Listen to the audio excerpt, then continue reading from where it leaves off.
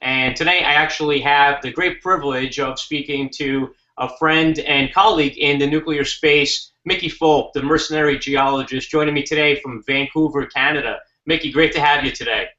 Well, John, thank you very much. Thanks for the kind words, and it's my pleasure to be talking with you about something that we are both very bullish on in the mid to long term, and that's the uranium industry. Absolutely. You know, Mickey, there's a lot of conversation related to supply and demand and where is this market going, especially when you start to see, from an economic perspective, the price of spot uranium around $29 per pound. In your opinion, I mean, obviously we've seen post-Fukushima where the prices were in the mid-70s. They've been trickling down.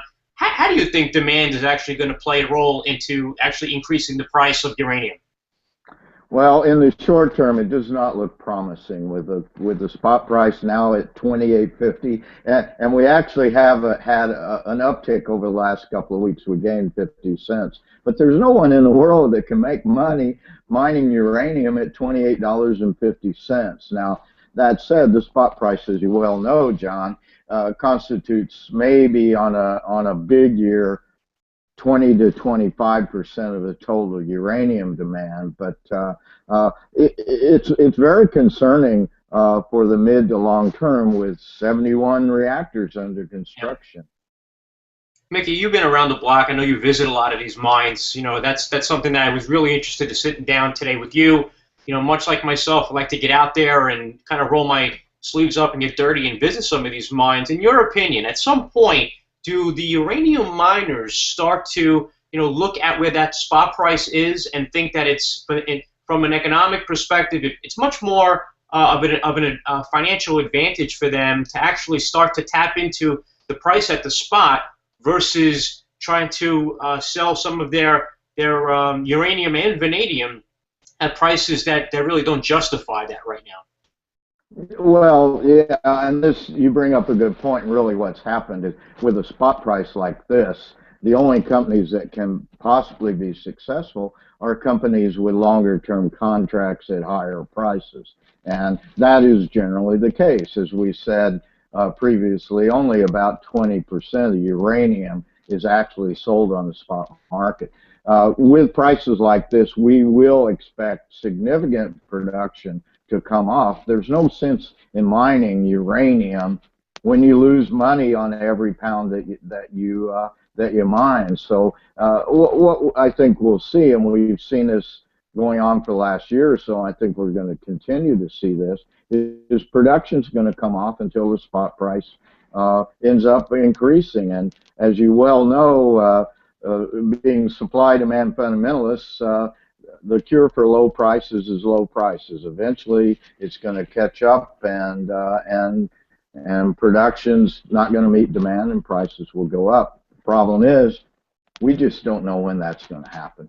You know, Mickey, I mean, you make an interesting point. In the refinery space, in the crack spreads, most people, see what the companies like Valero, Tesoro, for years, they've actually benefited from, as you mentioned, maybe not producing as much, kind of increasing the demand by limiting the amount of supply. Natural gas companies have done that as well. Chesapeake has done that notoriously through the years, and others have followed. At what point do uranium companies take that model themselves? Well, I think we've seen it. For instance, a company that you and I both cover, Energy Fuels, has basically said, we are going to cut production this year because we don't see the benefit of selling our good uranium at these prices. Another company that I cover, Uranium Energy Corp, has made that same decision. And we're likely to see other companies worldwide do that too. You know, John, even the cheapest ISR producers cannot make money at 28.50 uranium. All-in costs for an ISR producer in the U.S. right now is going to be somewhere between $35 and $40 a pound. And I dare say I don't have production cost figures for Kazakhstan, but certainly they're not making very much money at $28.50 a pound, if that's where they're selling it. And the point remains that most companies that are still producing are not faced with the idea they've got to sell their uranium at $28.50 a pound. Well, I guess for those who are watching the video and not familiar with the term ISR, we're talking about the in situ recovery. And Yeah. in terms of Kazakhstan, Kazakhstan is the largest producer in the world. A lot of people don't know that. A lot of people assume it might be Russia or Australia, but it actually is Kazakhstan. But Mickey, what is going to be the driver right now? I mean, for me, I mean, I see the environmental aspect, the clean way to bring energy forward, 24/7 baseload power, and all the new next generation opportunities related to all these new gadgets that need to be plugged in, including the ability of the electric vehicle market to also put a little extra stress on the electric grid. What are you seeing from being out there? What are you hearing from the folks that you talk to? Well, the great concern right now is with CO2 emissions, and the main aspect of uranium, of course, is uh, even the greenies. Some of the founders of Greenpeace have gotten on the uranium bandwagon. Uh, my real concern, and certainly the Earth is warming, and it certainly is debatable at what portion of that is human caused, but there is great concern with CO2 emissions, and they are increasing astronomically. I mean, for the last, since 2001, the CO2 emissions of China have gone exponential. China now contributes 30% of the world's CO2 emissions, and that's basically because they burn coal. And if you've ever been to China, and I have been to China, I have I to. dare say you don't see very many blue skies, even in places like I've been in Kashgar, which is in the forest reaches of northwest China, surrounded by a bunch of stands, Tajikistan, Kyrgyzstan, Afghanistan, Pakistan. It's surrounded by 8,000, and 8,000 meter peaks, and they burn coal, and it's a smoggy city of probably not much more than a half a million to a million people, and you just can't see the sun. So that's got to change, and for me, the obvious answer is uranium for baseload electricity. It's funny. I mean, I've actually have been to China, and when I remember flying into Beijing for the first time, and I was stunned at the air, the color of it. I couldn't. I thought I might have been in a sci-fi Alfred Hitchcock movie, and in reality, that's because of the emissions. And so that's really an intriguing conversation when you start to look at China, when you start to look at India. Obviously, their demand model has changed. They are moving forward in support of the uranium market. What is it that, from what you've been able to ascertain from your own research, what are you seeing coming out of China and India that people watching this might actually find of interest?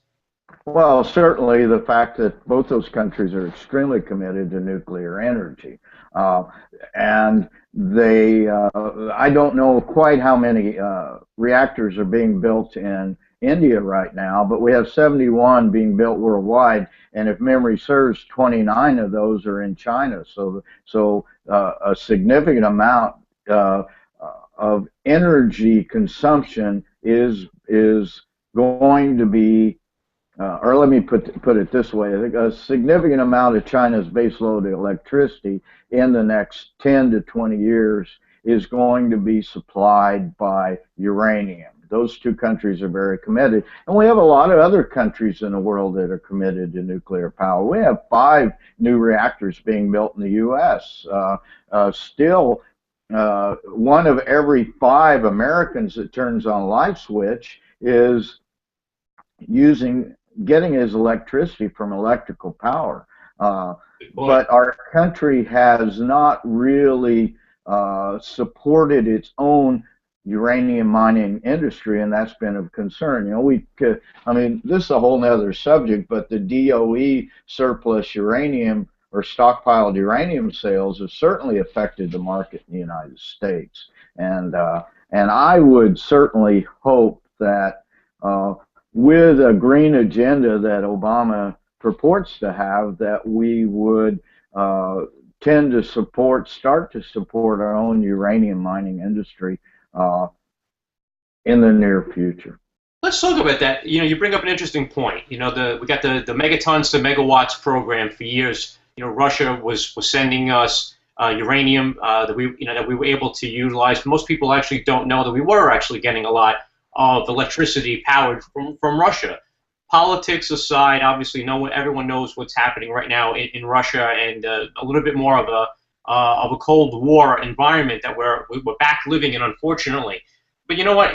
We're starting to see here at home a lot more of at least interest in small modular reactors. The Department of Energy supporting companies like NuScale Power, Babcock and Wilcox moving forward. Hearing talk from MIT about floating nuclear reactors too. So I think that innovation is going to play an intriguing role in helping the United States, re-embrace nuclear a little bit more. Obviously, based on what you said earlier about the carbon emissions, that's huge. There's no way the United States is going to meet 2020 carbon goals unless we further embrace nuclear power. What do you think from a legislation perspective?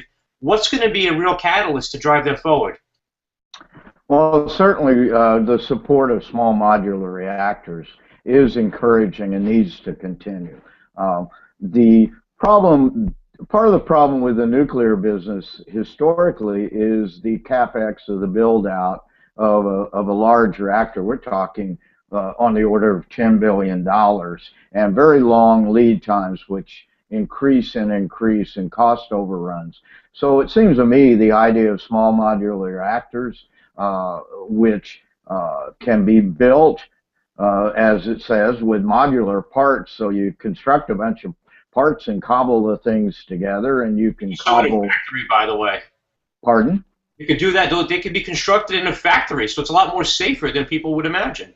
Well, yeah, and even large reactors in China are being built that way right now with modular parts coming from the United States to build some of the new reactors in China. So we see that happening even on the larger scale. The other idea that is probably still at least a decade away is thorium, and thorium, as you know, and I hope we can educate our watchers to know, that thorium is really the ideal nuclear fuel because it is non-fissionable, meaning it cannot be used, it cannot sustain a reaction, it cannot go critical, you can't make bombs out of it, and it's much cleaner in terms of its waste products than uranium-built fuel reactors. So there is research going on. Thorium has been a viable technology since the 1950s for electricity. Back in the day,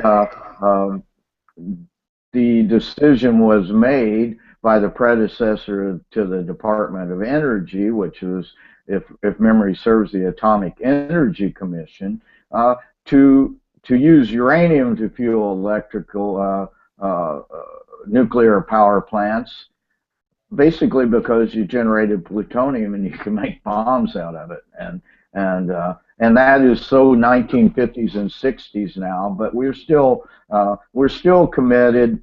The world is still committed to uranium, but certainly thorium has a part within our mixture of nuclear power too. I don't disagree on the thorium. Obviously, for the here and now, uranium is certainly something that it's much more tangible. As you mentioned, thorium might be at least a decade away, so we can actually actively boost up the presence when it comes to nuclear power. In terms of safety, I think this is still a major issue with the industry going forward.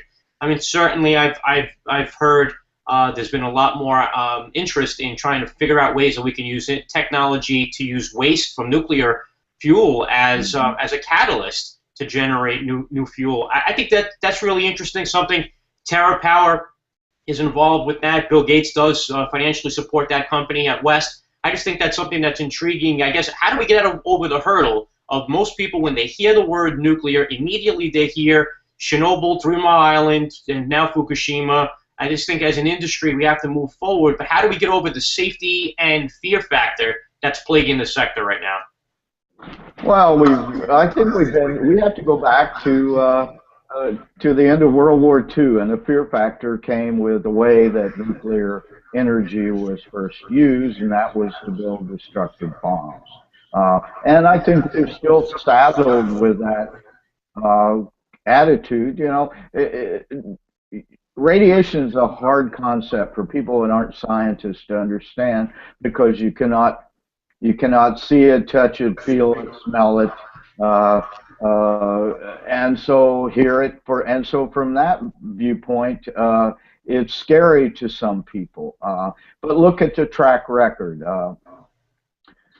We have had three nuclear accidents now over the course of what 50 years, 55 years about since we've been producing electricity for by nuclear energy. Um, Chernobyl certainly was a serious accident, but no one died at 3 Mile Island. To date, there have been no radiation deaths from Fukushima, and I dare say that there will likely not be any significant deaths. And so then you look at the alternatives out there, and really it's coal because coal now provides 44% of the world's electrical energy, and and there are tens of thousands of people that die every year Oh, sure. from dirty air, from coal mining, from breathing dirty air, and so coal mining accidents, explosions, because methane is produced in coal mines, which ultimately that leads to another subject, which is methane is the ultimate greenhouse gas. So from that point of view, everything's a trade-off, and in my viewpoint, uranium is the ideal trade-off because it's safe and it doesn't cause a bunch of deaths every year. You know what? Just to jump in there, because you mentioned methane. Obviously, a lot of people don't realize that what's been seen in the fracking boom. There's a lot of concern related to methane being released as a result of fracking. Natural gas is seen as the savior for the United States in terms of generating jobs, generating revenues, and that certainly has its place. But at what point is there a social cost of carbon? That's something that I think doesn't get enough play in the media, but I certainly think has a lot of credibility in today's day and age. Natural gas, we should not be trading one reliance on crude oil for a new reliance on natural gas. That's why I do think that uranium has a very unique opportunity to jump back into the investment circle, and I think that people should look at it. $28.50 a pound. I certainly think that the whole carbon argument makes a lot of sense because there's no carbon emissions when we're starting to look at nuclear power. I'm all for solar and wind. By all stretches of the mean, I've been talking about that for years. But still, there's not enough energy storage solutions to make that viable. We still need 24/7 baseload power solutions. And considering that we saw what Hurricane Sandy did here on the East Coast and the havoc that actually put forward, we saw 10 million people were nearly affected by power outages. We need to make sure that that doesn't happen again. So from a sustainability perspective, I think that's what we'd be doing ourselves a disservice if we don't actually move nuclear power forward from the clean energy argument. And again, I think it needs to complement solar and wind, and we're not looking to replace it. It all has all these different energy sources do have its merits. So I certainly think that the uranium argument is one that has a newfound interest and one that you might actually start to see environmentalists who years ago might have been opposed to nuclear energy come around in a way that hasn't been seen before. And Mickey, we mentioned China, we mentioned India, and as well as here in the United States. Look at Germany. Germany moved away from nuclear power post Fukushima, and they are seeing the highest electricity prices in the EU. That's something that I find extremely interesting. And I'll just point out, and I like your feedback on this. Just this week, the EIA came out with a report, their short-term energy outlook, and basically said that because of rising natural gas prices, we're starting to see the United States embrace more coal. Embrace more coal? Why are we not embracing more nuclear power? I mean, what is it going to take, Mickey? I mean, it's something that, I know you and I see it, but what is it that's not being seen by the powers that be? Well, I'm not really certain, but I do know that uranium is clean energy. It does not produce any carbon emissions. I do know that natural gas, which is methane, and methane is 23 times a more reactive greenhouse gas than CO2 is. So methane is really Absolutely. It's a killer. So what we've done recently is Obama kind of declared war on the coal industry with the idea it's going to shut down all these older coal-fired power plants, and we have seen because it's quite easy, or it's economically feasible to easily convert a coal-fired plant to a natural gas plant with low natural gas prices, extremely low natural gas prices, down below $2 a million BTU within the last couple of years, now Sure. about 50 a million BTU. It's quite feasible for a coal-fired power plant to convert to natural gas, and we've seen that happen. But basically, all you're doing is you're trading a bunch of CO2 emissions for a bunch of methane emissions, and methane is really the ultimate greenhouse gas, the one we probably should be most concerned about. Now, I'm not going to beat up on the natural gas industry or the coal industry. I think we need a well thought out mix of, of energy sources. So we've got oil, which we burn in our cars, and we make plastics out of. And we have natural gas, which we burn in some vehicles, and we provide, and it's used to provide heat, and it's used to provide baseload electricity. Coal, which is used to provide for baseload electricity. We have wind and solar. Well, the problem is wind doesn't always blow, and the sun only shines on average 12 hours a day. So those latter two do not serve as baseload electricity because you can't store electricity. So and then the ultimate ideal for baseload electricity is uranium. We also have hydroelectric power, but we're not building any more dams. Uh, that's maxed out. So really, what we have, the logical choice is uranium. You know what, Mickey? I mean, it's certainly days of old and not always applicable. And there is an evolution, a transformative event happening within the energy sector. You know, I mean, you're starting to see more electric vehicles on the road. Look, Tesla was the auto car of the year last year. I mean, that just shows that there is a lot of potential for the industry. You got companies like Toyota moving forward with hydrogen.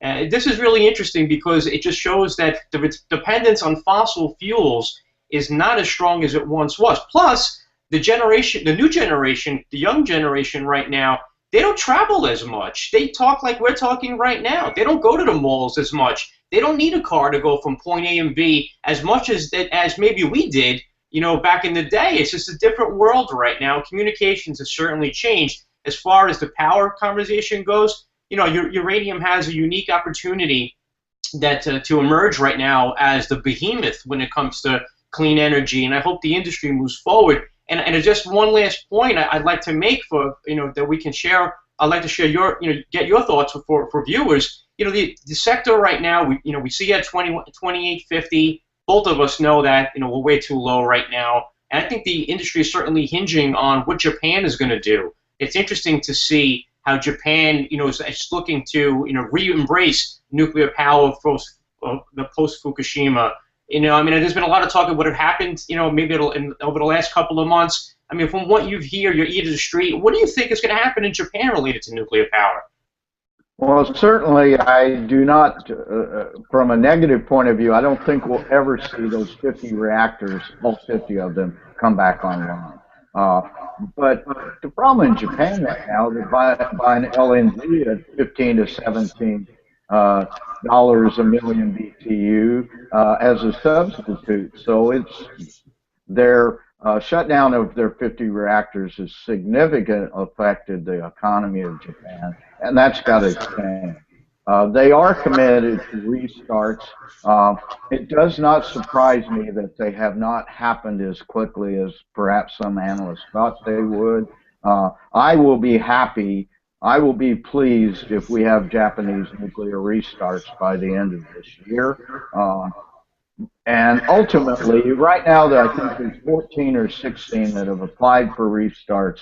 Certainly, we would hope that that all of those would be back online, perhaps by the end of 2015, and that certainly could be a catalyst for the uranium spot price.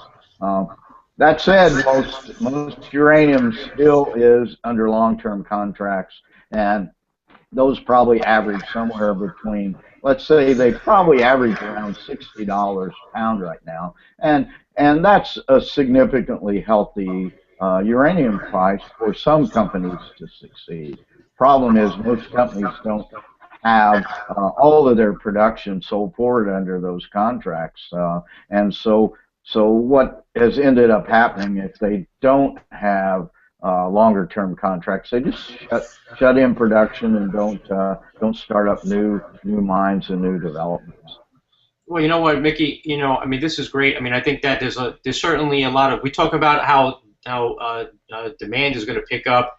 I mean, look at how many things we all plug in these days to charge, mobile phones, everything that's coming out of Apple. I mean, we jump at, and Google now growing more and more to the consumer market, and us looking at bigger TVs, bigger things that we never had before. So we're talking about demand increasing, even if population stayed the same. The amount of consumption is actually increasing. And, in fact, during the last polar vortex, the EIA said that prices actually jumped 5% because of increased consumption. So I just think as the population around the world starts to increase and all these new gadgets, all these new toys that we keep plugging in, including electric vehicles, is going to need more power. Why not? Just why not? Have more nuclear power into the mix. And energy fuels we both cover, and it's interesting to see that, as you mentioned. I mean, they have contracts long term around $58. I mean, that's more than double the price of spot right now.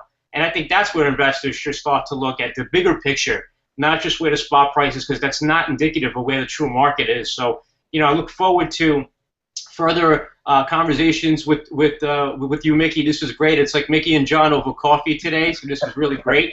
And I thank you for your time, and certainly look forward to speaking about the future of uranium as well as vanadium, which I know we're going to be talking about soon as well. So thanks a lot, Mickey. Safe travels.